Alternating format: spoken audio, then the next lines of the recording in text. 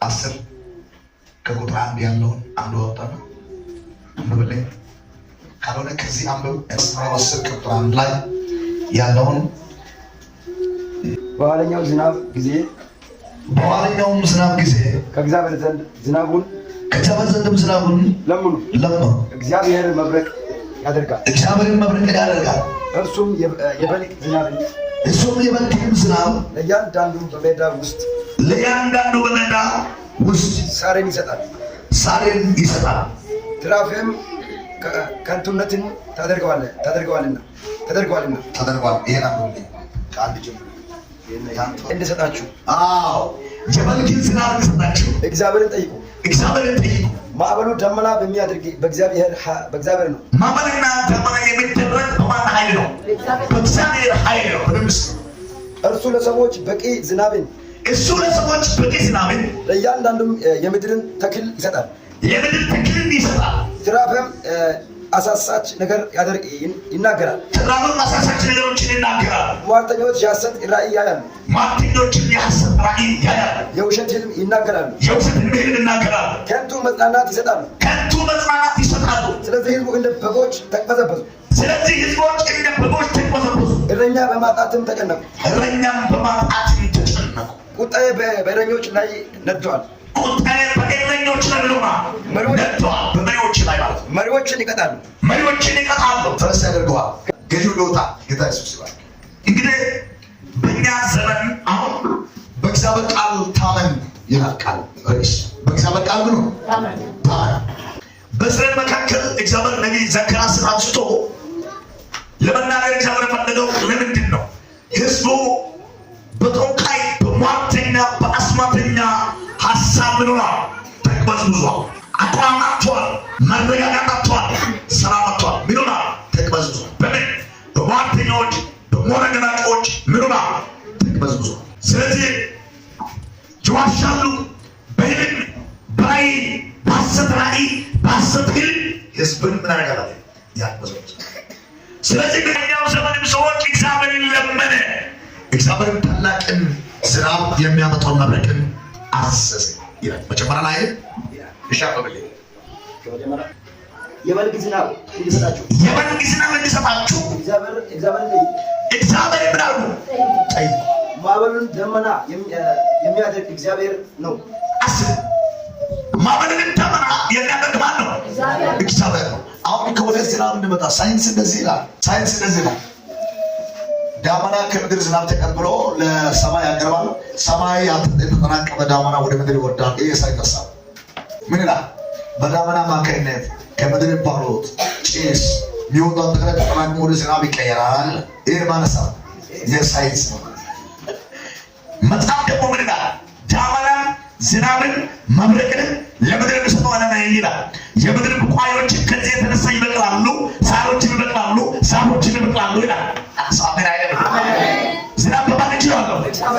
በእግዚአብሔር እጅ ነው። ባይሆን ኑሮ ኤልያስ 3 ዓመት ተኩል ዝናብን ሰማይ ለመዝጋት አይችልም። በኤልያስ ዘመን ኃይለኛ ጠንቋዮች ነበሩ፣ ኃይለኛ ሟርተኞች ነበሩ፣ ኃይለኛ ሞረገናጮች ነበሩ፣ ኃይለኛ ተጋኖች ነበሩ። ታምራትን በምልክት የሚሰሩ ነበሩ። ምኖች ጠንቋዮች። ምናልባት ሙሴ ብትጣለ እባብ ሆነ፣ እነሱ ብትጣለ እባብ ብልጦ ላይ ተባለ። ስንቱ የነሱን 6 ብትል ሙሉ እባብ ቁጣ ለራሱ ከባድ ዘንዶ ሆኖ የሙሴ ብትል ተቀየረ። ስልጣናት ምን አለ? የብዙ የጠንቋዮችን ስልጣን ቀማ። የሙሴ ብትል አላጎና ነካ ዘንዶ የብዙዎችን ስልጣን ይቀማዋል። እኩል ስልጣን ሊኖር ይችላል፣ እኩል መከለል ሊኖር ይችላል፣ እኩል ላይ ሊኖር ይችላል። ግን የሆነ ሰመር ላይ ትቀማዋል። ግን የሆነ መንገድ ላይ ትቀማዋል። የጠንቋዩን ስራ ትቀማዋል። የተጋቡን አሰራር ትቀማዋል። ሰፈር ያናወጣው ትቀማዋል። መንገድ ያናወጣው ትቀማዋል።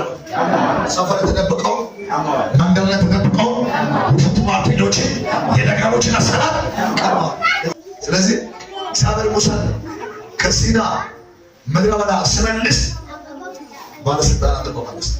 አንድ ሰው ከምድረ በዳ ሲመለስ ባለስልጣን መመለስ። አሜን አሜን ነው። አሜን ኮናለው ጨበጥና በደንብ ጸልይ፣ የሆነ ነገር ይከፈታል።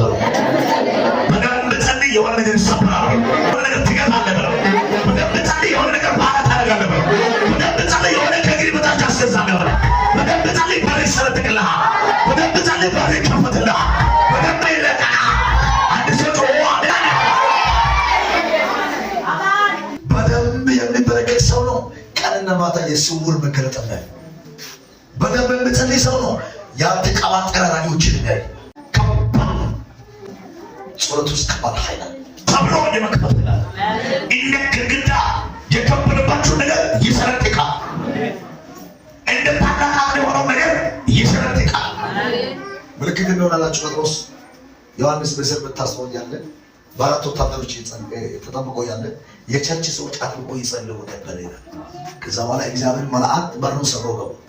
አሜን አሜን። ለጫማይና ጉታ ወደ ያለው ነገር ምንድነው? ወደ ያለው ነገር ምንድነው? ትለምናለህ፣ አውቆ ይሰበራል።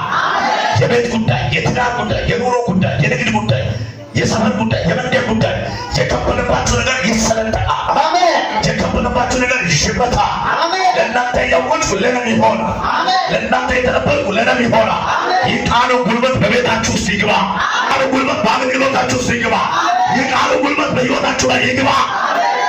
በጣም እናንተ አቂም በላ ጉዳይ ዛሬ ቃል አውጣለሁ። አሜን። አልጋችሁን አስወድዶ በፈተና ባይበል እንድትኖሩ የሚያደርግ ሁሉ ነገር እንዲሰለጥናችሁ በር ከፈታችሁ እናንተ ናችሁ። ዛሬ በርስ ዛሬ ረግጣ ሰጥቶ ወደ አሜሪካ ነገር ኒውዮርክ ላይ የነሱ ስብሰባ አላት ይላል። የሚበርበት አንድ መንገድ አለ። ውቃኖስ አቋርጦ የሚበርበት በረሃ ላይ እየበረረ ያለ ይላል። ወዴት ይላል? ከዛ ተነስቶ ወደ እንትን ይላል፣ ወደ ኒውዮርክ ይላል። ድንገት አንድ ሚሽነሪ ወንጌላዊ እሱ የሚያቆለት መንገድ ላይ በእንግራ ይዞ ይጸልያል። ከ9 ሰዓት እስከ 4 ሰዓት ይጸልያል። ይጸልያል። ሰይጣኑ ከዛ ተነስቶ ይበራል። የት ጠዋት 2 ሰዓት ላይ የነሱ ስብሰባ ከዛ አንዳንድ ሰይጣኑ የሚሰበሰብበት ቦታ ነው። አድራሽ እየበረረ ሲሄድ ይሄ ፓስተር ከ9 ሰዓት ጀምሮ እስከ 4 ሰዓት ይጸልያል። በቃ ተሞልቶ ሰክሯል። በቃ ይጸልያል። ሳልክ ሰሃለ ወያነስ አንተ በመጸለይ በባረከ ሁሉ መንገዱ ያየር ክልሉ በዚህ ነው። ከዛ በኋላ ነገር እንዴ ብሎ ሳል ክቡር ቻ ማለት ቆረጣውና ወደቀ በላይ ቀጠለ እሱ ካቋረጠ እኔዳለሁ ክቡር አጥናከረ እሱ ዘቦቴ ከመጥ ነው። የፓስተር ሚስት መጣችና አንተ ቁርስ ብላይ ብራስ ከሰጠስ ጾለቱ ተደቁርስ በልክ ስነሳ ሰይጣን ከፍ ተደከረና ጎንዳሎ ነካከለ ጸሎታላ ሚከሰክ ወዘበራ በለው። ይሄ ሰይጣን ጭንቅላቱ ድቡል ነው። ይሄ ሰይጣን የሱ ጭንቅላቱ ነው ድቡል ብሎ ከፓሉ ይበራል ማለት እንደዚህ ማለት ነው። ጭንቅላቱ እንደው ሰው ለማይጀባ አካባቢ ላይ ብሎ ማለት ግራት የሚከስ መንፈስ ነው። ጭንቅላቱ ድቡል ብሎ ጎንዳሎ ጨብጦ በጣም ዋጋ ሰብሰባ ጋር ጭንቅላቱ ድቡል ብሎ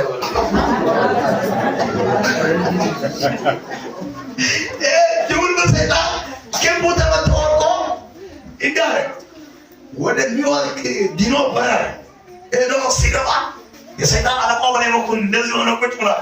ከዛ ሰዓት ለምን ሰዓት ብሎ ባራንዳ አንድ ሲሰጠው በእናትህ እንተኛ ምንድነው ስል እኔ አያክል አንድ የተረገመ ሰው ቁጭ ብሏል። እዛ ላይ ቁጭ ብሎ ይጮሃል። ምን ብሎ ይጮሃል? ኢየሱስ የሚባለው ሲቢራና አጋኔ ተጠቃ የነዘበሰበው ስሙ ሲጠራ አባኛ